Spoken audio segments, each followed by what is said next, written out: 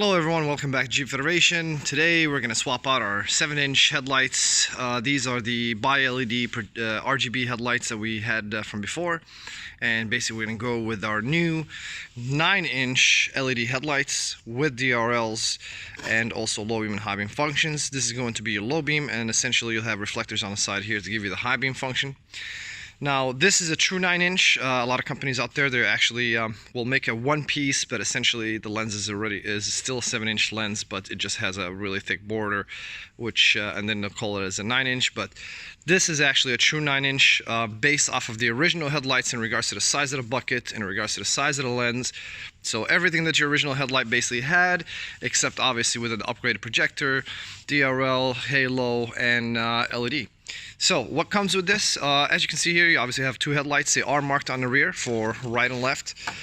Let me show you that. So this one's the left side, and then you have the true JLU Plug, and also you're going to have this basically additional plug. This is going to basically activate the DRLs. So also what comes with it is the following. So you have EMC plugs, anti-flicker. Basically they go right in line with the original plug, factory plug, and the headlight plug. And also you'll have this little harness here, so this will allow you to essentially install the DRLs directly to the fuse box, making it kind of a seamless install and headache free, so that way you don't have to do any too much of the wiring and splicing. And this basically will allow you to essentially use an existing fuse in the fuse box, and basically we provide also as well an additional fuse, so that way the DRLs will come on automatically as soon as you turn on the vehicle. And we have here some extensions and power and ground wires. So what we're going to do today is we're going to go ahead and remove these headlights and show you how to install these headlights and show you basically what the end result is. So stay tuned, we're going to go ahead and get started. Alright guys, so to get this installation started, obviously we have to remove the grill. If you need to see exact details on how to replace the headlights, we've done videos before, so please check out our YouTube channel. So today we're just going to do a really quick one in regards to how to remove the original stuff. So you're going to have clips up top here, and then basically be able to pop the grill out, and then we'll go ahead and get to the headlights. Alright, so now that we have the grill off, so you're going to have basically three 10mm bolts right here. So we're going to get those out.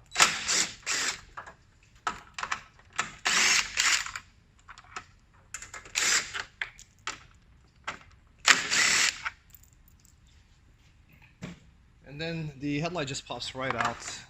And now you can go ahead and disconnect it from the factory plug. There's a little tab here. And now we'll go ahead and get the new headlights. Alright, so this is the passenger side, which is the right side. And as you can see here, it's marked with an R. And this is going to be just straight plug and play. We will put the EMC adapters in between. So I'll grab that right now. This is the EMC adapter, which prevents anti-flickering.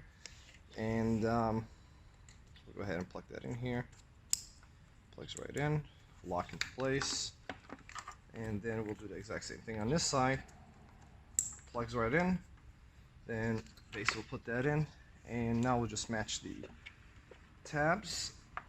And you're gonna have basically these aligning tabs, aligning holes right here that go with the pins. So let's go ahead and do that. All right, everything lines up good. Now we'll go ahead and put the bolts in. Stay. Start with this bottom one. And I know that there's one more plug on there. We'll do the wiring on that later. I can access it from the back with no problems. It's on both sides. So for right now, we're just going to basically get the headlights aligned and installed.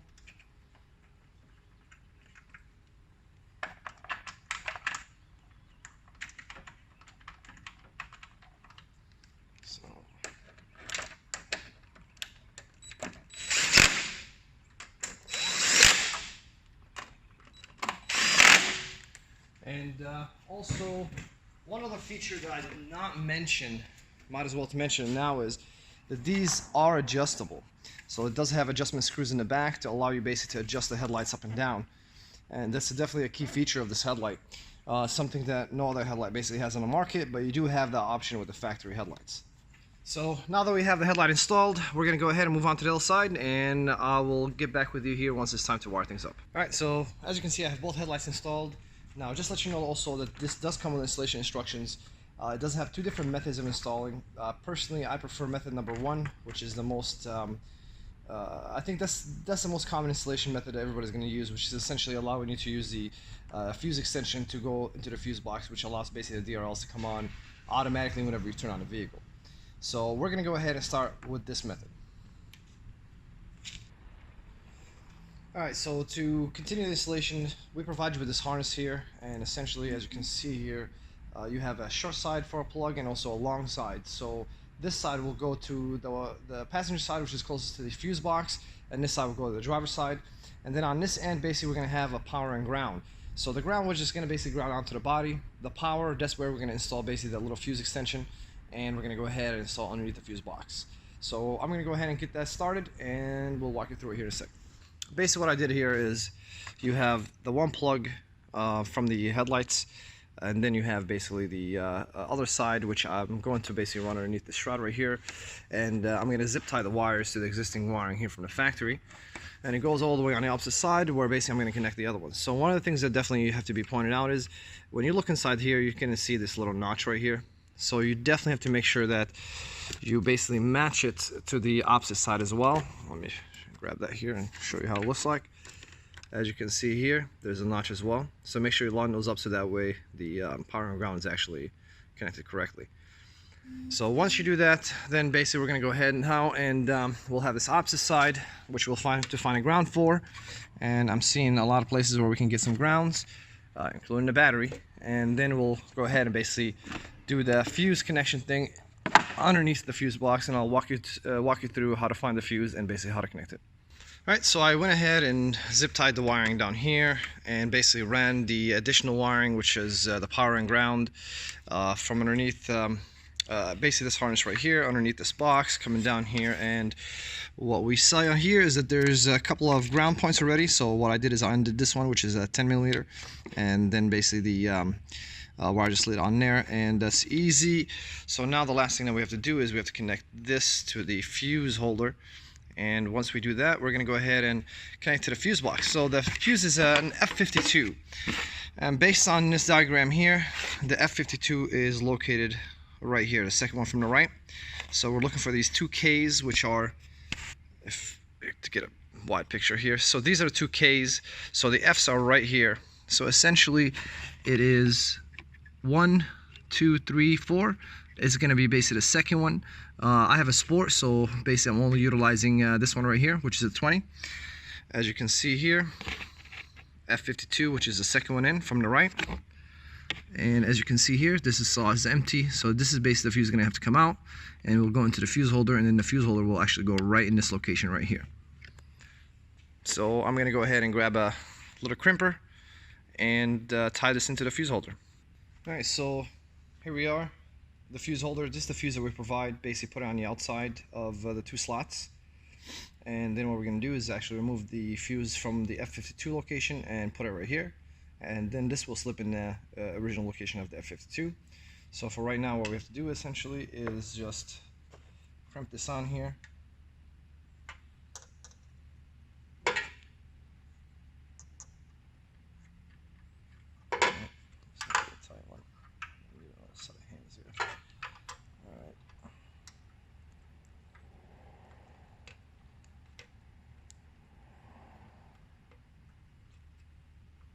It's on there tight so it doesn't come out loose.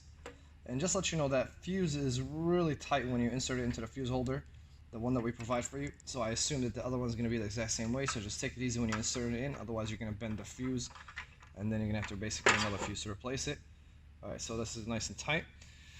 So now I'm going to go ahead and get the F52 fuse out. So we'll go ahead and pull out that.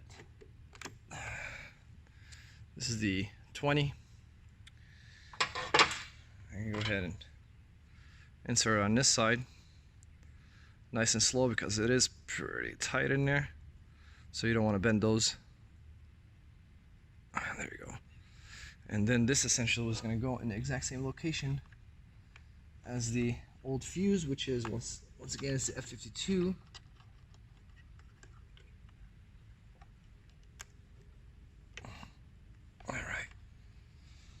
So The installation should be essentially complete. We'll basically put the cover back on here shortly, but before I do that, I'm going to go ahead and test everything, make sure everything works correctly, so just in case I made a mistake. And we're going to see the end result of this installation.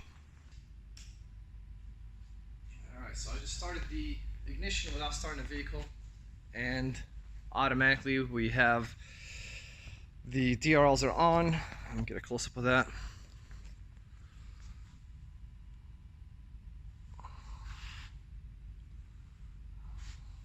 Looks great on both sides. Now I'm going to go ahead and start the vehicle, or just turn on the lights, and that way you'll be able to see how that looks like. There you go. That's your low beam. And just to give you a spin around here, that's the cutoff line, which is great. Let me get out of the way. That's basically a factory LED headlight quality cutoff line. And then you're going to have the high beam function, which, let me turn that on. And there you go. That's basically the high beam, which essentially, let me turn around, just give you a kind of idea how that looks like.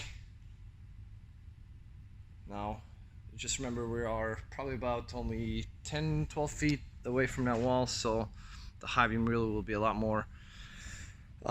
It would shoot a lot higher at a longer distance. And let me just take you off of here and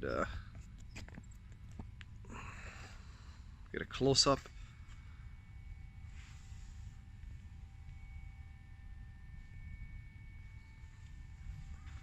So as you can see, the high beam essentially is all four reflector sections here.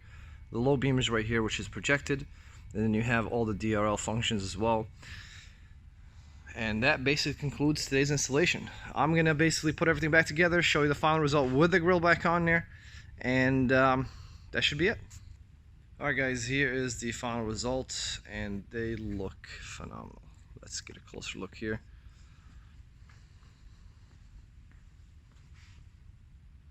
Full 9-inch, fitment is perfect. Let me go ahead and turn on the lights and show you how it looks like with everything on. Alright, final result with just the DRLs on.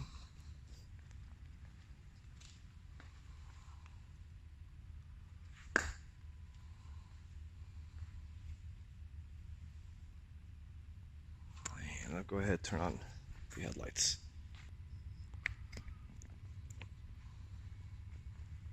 Now remember, these things are adjustable, so you can definitely adjust them.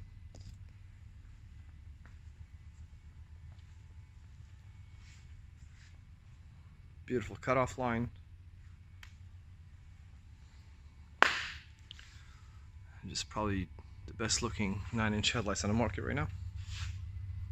Thanks for watching, and stay tuned.